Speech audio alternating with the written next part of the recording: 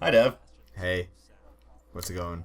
What's it going? Well, what's going? It's the F-Zero review. Yeah, and this is definitely one of my favorites. This one Really? was Out of all? Boom! There's the it art. is it is There's that amazing it art. is it of is you one of my using your favorites. tooth. Yes, I got Falcon punched in the face. Oh wait, let's talk about this for a minute. We mentioned in previous commentaries that because your bedroom was not very photogenic and the rest of my house was not very photogenic, we combined the two houses. This is my bedroom with your rec room. Yep. And you're gonna see here where we finally tried to make it clear in the the canon of the reviews or whatever. It's over 9,000 because like basically how the house was supposed to be laid out. Yep.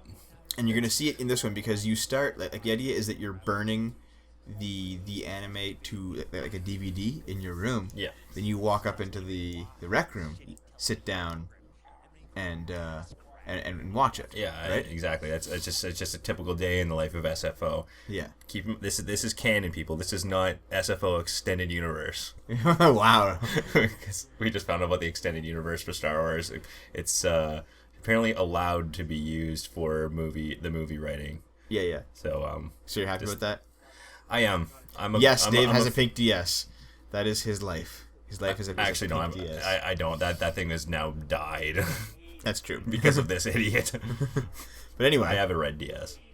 Anyway, the idea for F-Zero to come was basically just because of the ending scene, the punch. Like we knew we wanted to do that, and like, let's make a review based on that punch. That too. Oh, wait, here. Well, there's another reason too. Well, wait for it. See, this is here's the transition. You know what? This. Camera leader's on the bed, and you run over the bed to go out, and then it cuts to your basement at your place. And now looking back at it, it doesn't look like it fits at all.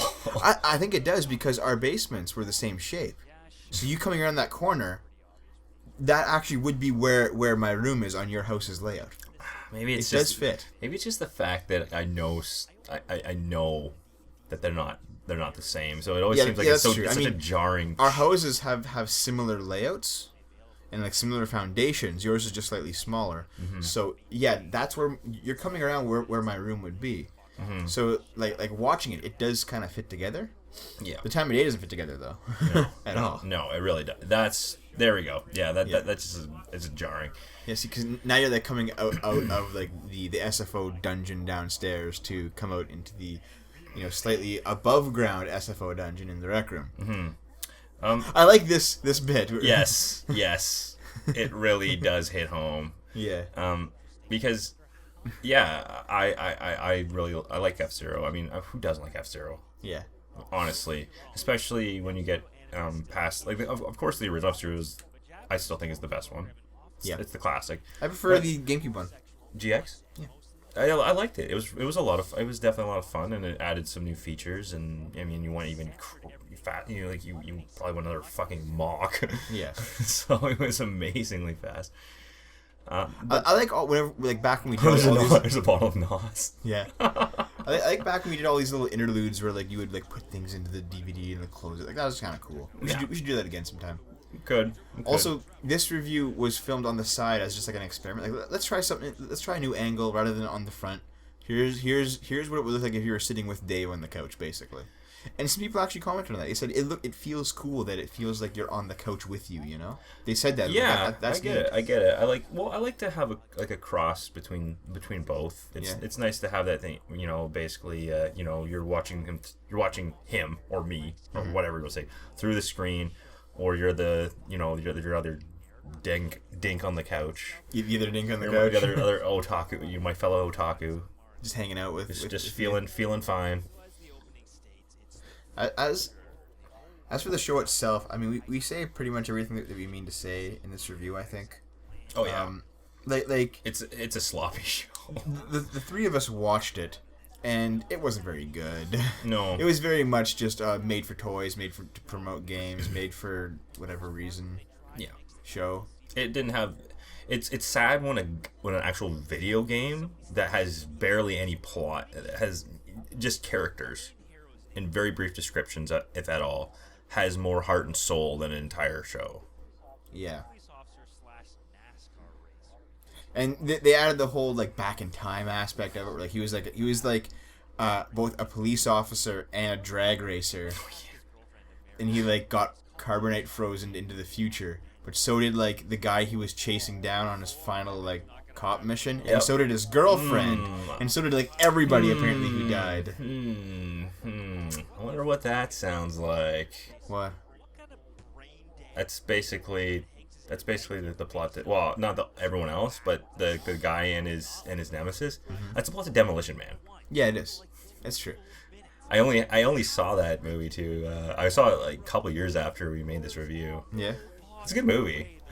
I guess that's why we. Yeah, I hadn't seen it until a couple years after we made this review too. We probably should have made like if we redid this, we'd do like probably a Demolition Man thing. There'd definitely be. We'd have to make some kind of connection. Have some clips in there. Definitely something about Taco Bell. Yeah. Being the only restaurant. I had Taco Bell the other day, and I have to say, I don't think that'll ever happen. Oh yeah, and the fan aspect of this show is very interesting because I think like you said in the review, Dave, there's three parts basically to this show. The first part Fox released before canceling it. Mm-hmm. The third part was fan subbed and put on YouTube. Mm-hmm. The middle part never came out in English anywhere on the internet or anywhere, just gone, lost to history. No dubs or subs. Just lost to history. And yet, if you watch just the two parts, you still get the whole story because that entire middle third is nothing but filler. Oh no, anime filler being lost. Such a wasteful. Yeah. Can you imagine that? I mean, watching stuff, yeah, I'll go back and talk about stuff, anything like those bloated ones like Naruto or Bleach or One Piece, having 50 filler episodes. This show was just such a shit show basically, and I mean that in every sense of the word. It wasn't good. The fact that we couldn't watch it made it worse. But even if we could watch it all, I don't think it'd get any better. Oh man, are you kidding me? That's probably about 4 or 5 hours of my life I got to keep on, without losing my self-respect. These fucking character designs. Like, look at this clown. I kind of thought at first that he was a poor man's Vash the Stampede. I think he kind of was, He really looks... Here's the 3-girl blowjob. Yeah. No, he really looks like he stuck his finger in a light socket. Yeah, really does. You said that in the review. I know. And I stand by to this very day. Yeah. Oh yeah. It's sort of along the lines of Sonic X. It's just I think maybe be by the same studio. I wouldn't be surprised. They're just shitty video game tie-ins. I think that there really is a good end to the first season, though. I mean, the thing about this show. First season of what? Of this show? Of our show. Oh, of our show. Okay. Of our show. Well, this isn't really the season ender. Like, do you count like the Chrono Trigger riff track as the ender? not tech. Yes and no. It's more like a an epilogue or like a holdover to season 2. Like it's a bridge. Yeah. Bridge them. It's just a bookmark. Yeah. Because this episode or begins bookends rather. It begins like the 3-episode, in universe arc of Dave trying to find like a place to live. Because in the real life, in the real world. Dave I went to college. Dave went to college, so like he had to get a new house. And there was no way. Unfortunately, there was no way that was really gonna be filming. Back. I really wasn't gonna be like my initial place I lived when I was here. There's no way I was gonna be able to film stuff there. Yeah. I had two. I had so 4 roommates. So you found like a new place and you filmed there, but like the biggest thing was that. Because we filmed so far in advance for season 1, like we filmed all of season 1 in over the course of one summer basically. Yeah, and we had enough material that we were able to go an entire school year. Yeah, but like we didn't do Elfin Lied, so we had to sneak back in to your house to film Elfin Lied while you were at the same time as we were at Dave's new place filming season 2. We snuck back in to wrap up season 1. Yeah, while season 1 was coming out. Which was kind of fun, but What that meant though was that we needed like a way to transition into the second season of SFO. And basically, what we decided to do was, in this episode, we blow up Dave's house. It's definitely an episode of transition. That's a point I've been trying to make for a few minutes, but oh well, sorry. You should be sorry, very sorry, you bastard. But yeah. This episode was the part where like we blow up Dave's house. The second episode is the part where like camera lady's just kind of on her own and she receives this mysterious mail of like you doing a riff track. You know, you're kind of spoiling this, man. And then, well, it doesn't matter. You're definitely spoiling the third part is Dave's search for a new place. But what? Yeah, but what? Yeah, it is. It's I like to think that the show, in its own really bizarre way, parallels my own life. So it really. Did you actually blow up your house in real life? No, but I mean, it wasn't really that as important. It was like I was basically busting out of prison. Yeah, in a way. Because I don't know anyone who lives with their parents. I don't know how well you get along with your parents. Even if you get along well on certain levels, there's still this feeling, at least usually, that you're being suppressed. Think so? Yeah, I think so. And yeah, this whole thing, one piece of shit show to get through. It was like watching this, I feel like I can remember counting down the days, and then counting down the hours, and then counting down the minutes and the seconds. Like till you moved away. Till I actually moved out. And because like you were like, I'm not gonna get too real with this, but you were one of those like delayed start kind of young adults where like you hung around your parents' house for a few years longer than you probably should have. No, I went back and forth for school, and I didn't really know. I mean, and it's something that I think a lot of people can identify with. Yeah. But you don't always find the right program right off the bat. Yeah. You get forced into it. You don't always like succeed. No. And like you have to go home for a bit, and like it sucks living at your parents' house again. Especially in our generation. I mean, things are definitely ridiculously. They're getting more and more expensive all the time. Yeah. And jobs are requiring more and more accolades, and it just it can get kind of disheartening. Yeah. But I mean, don't get me wrong. I'm not trying to be a Davy Downer here. There is no hope for the future. Kill yourselves. Kill all yourselves. No. Parallel. This was this big parallel. I mean, if you can get through a shitty show like this, you can probably get through whatever. Was there anything in the anime that helped draw the parallel, or did it's just more the struggle? Did you just want it because you liked the idea of the Falcon Punch blowing up your house? Like, is that what you want? It's like, okay, it's like for the storyline of SFO, I got to blow up my house somehow. Mm-hmm. Why not have it be a Falcon Punch? It was just necessity, basically. Yeah, and also because we were playing a lot of like Melee. Yeah, that's true. And you played F-Zero GX at college or at university. The first time you went a lot too. I did. Well, not a lot. I played it a few times. It was one of the few games that my friend had for his GameCube. So that's how that worked out. Yeah, because I don't think there's actually anything in this show about like a guy moving out or moving on or. No, he does move on, kind of. Don't try to bring any kind of coherent theme into this piece of shit. No, I mean he does. It's got nothing. He feels like a man who's out of place, right? And that's how I felt.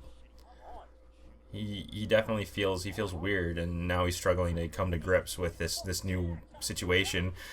And then there's like this guiding light. Are you really trying to fucking justify this shitty anime, Dave? I'm trying to explain to you how I drew parallels to my own situation. Okay, sure. Because I honestly thought you would have drawn more parallels to like Evangelion, just out of the fact of like growing up sucks. That's what that anime's about. Well, there's more to it than that. Yeah, but I mean, if you want to draw, you can draw a parallel with anything. If you're gonna go that stupidly about it, Well, that shallowly. If I was gonna do a talk about drawing parallels of Evangelion, I would be watching Evangelion and commenting on an Evangelion. Well, of course, review. but like I mean, like if you wanted to choose an anime that was about moving on, that like every anime is that. Name one that's not, that doesn't have like a moving on subplot or something. You can't, because that's what it is. There's gotta be something. No, dude. That's not. No, man. Are you sure there's not a single character that doesn't change? Like there's gotta be a static, someone who's completely static. Well, yeah, of course, but like the idea is that every show has at least one plot about somebody trying to move on from something. It's like one of the major forces in humanity, just moving on. It's like it's one of the most common stories ever told anywhere. The greatest story ever told. No, not being yourself. Oh, this was all Camera Lady's editing, and she did a really good job. Yeah, that was pretty cool. All like the music, the sound effects. Oh yeah, I loved it. I had to give her serious props. Yeah. Like, we didn't even write that in the script. She just, like, saw an opportunity and just edited it. She was probably playing Final Fantasy VI when this came out. At the time, you think? I think she was. Yeah, she was probably like, going through it again or something. Oh, yeah. Well, I think it's a necessity. I know, I'd been playing. Actually, yeah, I just before, not just, but a couple months or 3 months or so before watching this, I didn't have much I could really play. So you just played emulator games? I played emulator games, so that was one of them. And I remember playing through and thinking, my God, this dialogue is so childish. I recall like you talking that flow like a stram. I recall you talking a lot about like how you spent like a lot of time like hanging out in like trivia IRCs and playing old SNES games, and like that was kind of like that was my therapy. Yeah, that was like your life, basically trying to cope with the shitty reality of living in a small town with your parents during the first season and earlier. Oh, and I played a lot of World of Warcraft. Yeah, like a ton of World of Warcraft. Yeah, because especially during the school year when like you were gone and Cam was gone. Oh, I like this part of the show specifically because they show like a skeleton. Yep. Who like, you know how you have like alien races of like various animals, you know like the furry type of thing, where like, oh, it's actually rabbits who evolved into being the dominant race on this planet. It can't all be like Star Trek, man. Yeah, of course, but like there was one alien who's a skeleton, and it's like, so wait, you're telling me that on this planet, the dominant species looks like a human skeleton, just picked clean, like where's its organs, where like how does it work? I don't know. Something has to, the marrow must have some kind of like nanobot technology. It doesn't make any sense. It doesn't. It never does. This part was basically all just like screen caps being moved around the screen with like, of course, just basic zoom effects. Taking a screenshot, putting it in there as like a photoshopped image, and just kind of doing stuff with it. But it is interesting because I like bits like this when you cut away from any kind of action and you just like give review exposition just to show what's going on. Like, this is when the series was released, this is what's going on like with the production of it. It's a good way to like tie that into a video, because that's more audio stuff, Yeah, exactly. But you have to show something. You can't just show like random shit all the time. Like random clips that have nothing to do with what I'm saying. Kinda. Yeah. And this is like the part here, I think, where you're describing, and like, see, these are the three parts that I said before, and you're describing like how things kind of fit together regarding like the availability of these episodes. Yeah. What's a Zob? I don't know. I don't know. The one on the left, it says Zob. Because the big X, isn't that how it starts? I don't know what you're talking about, dude. Zob. That's so stupid. You're so stupid. I know. Yeah. This guy on his YouTube channel, I don't know if you remember this, but I do vividly because you showed it to me. He says anyone who asks for subtitles on these episodes will be banned. He just put all the raws up. the raw Japanese episodes with no translation. Yeah. That guy was such a fucking Nazi. Yeah.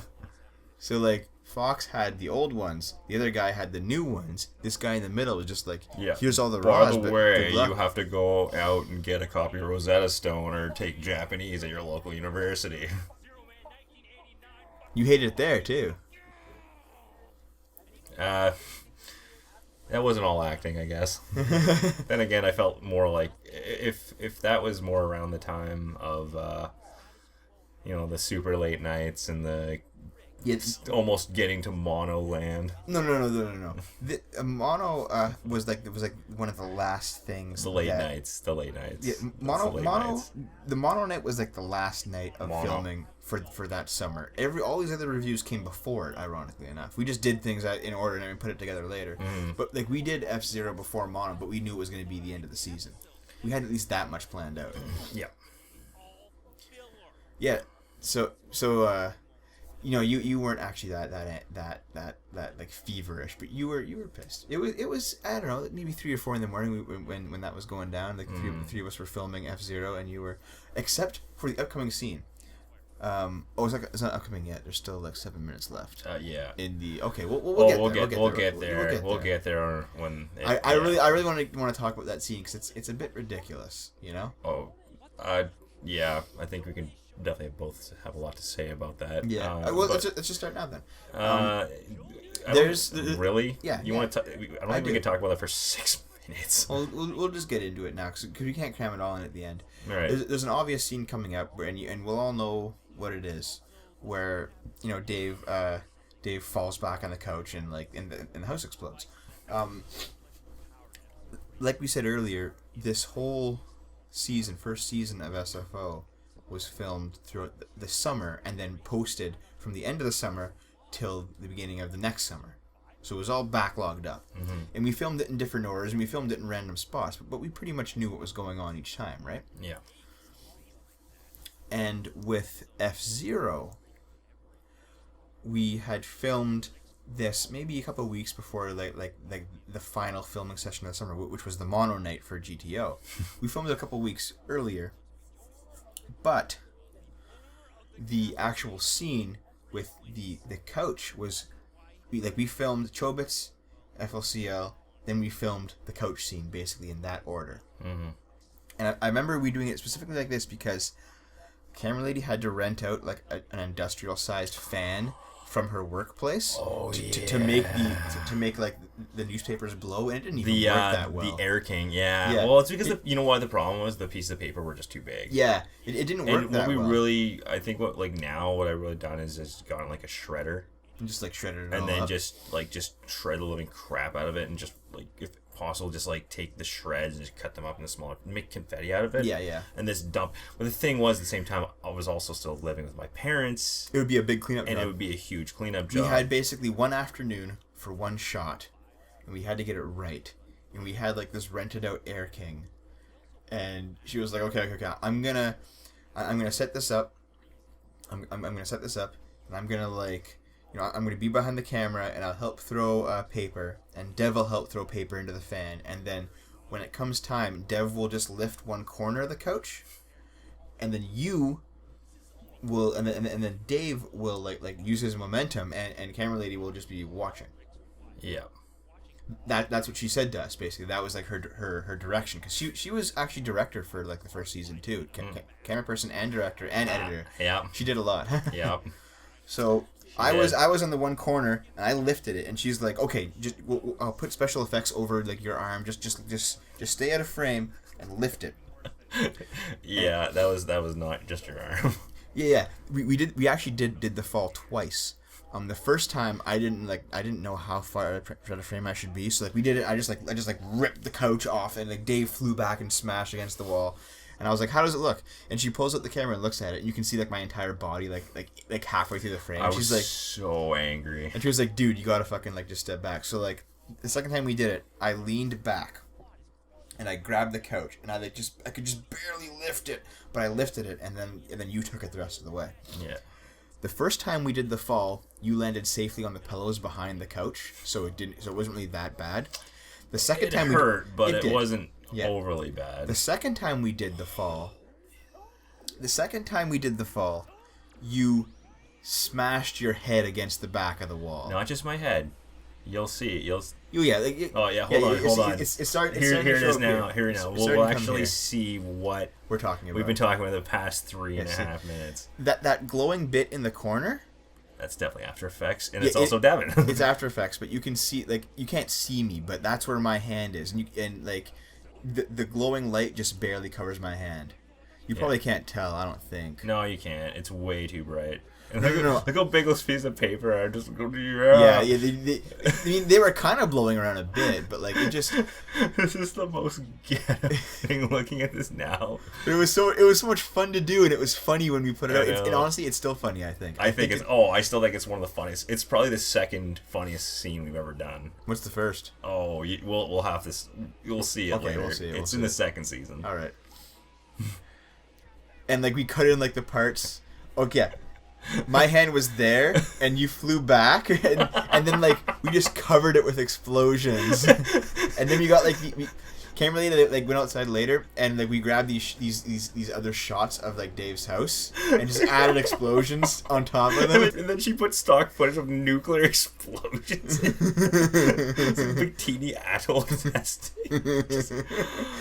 Oh my god! It still makes me laugh my head off every time. But at the end of this review, there is there's the one part where it's like the. Well, I directed this one. Shit, is that right? I thought she directed the first season. Maybe I helped. She probably had one of those rare moments of. She just kind of stepped back and let me do it. Altruism. Well, you're gonna see bloopers. Of like, oh shit, what happened after Dave like fell back on the couch and smashed his head? And like I grabbed the camera and I went up. Moved doing this Eldrin for a little while. Never forget. Never forget. Yeah. No. I grabbed the camera and like went over and like look at you and you're on the ground. You're like, fuck off. Well, in the blooper, but here's what happened with that blooper is basically on the second time when it was successful. I hit that wall so hard. Camera Lady and I both just started laughing, and we knew there was not going to be any audio in the scene, so we just fucking started laughing. And then I went to her and I was like, "Listen, you gotta fucking get the camera and get behind there and fucking get Dave in pain while we have the chance for a blooper." She's like, "I can't fucking do it, man. I'm laughing too fucking hard." So yeah, like, okay. She's just basically sitting there. You can't see her, but she's behind. Yeah, just like fucking convulsing and laughing in the corner. So I was just like, listen, just don't make a sound, just laugh, like dry heave laugh while I do it. So I did it. And she's like in the corner, like just like in a ball, just like fucking shaking. Yeah, I had bruises for like 2 or 3 days after that. Anyways, that's it for first season. Thanks for watching, guys.